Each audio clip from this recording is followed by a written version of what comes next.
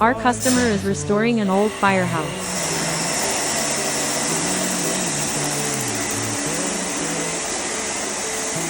They had these custom-made oak doors replicated.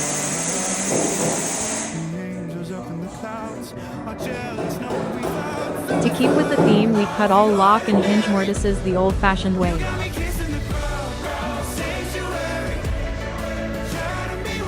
We got the doors hung temporarily, then took them back down so they can finish the rest of the opening.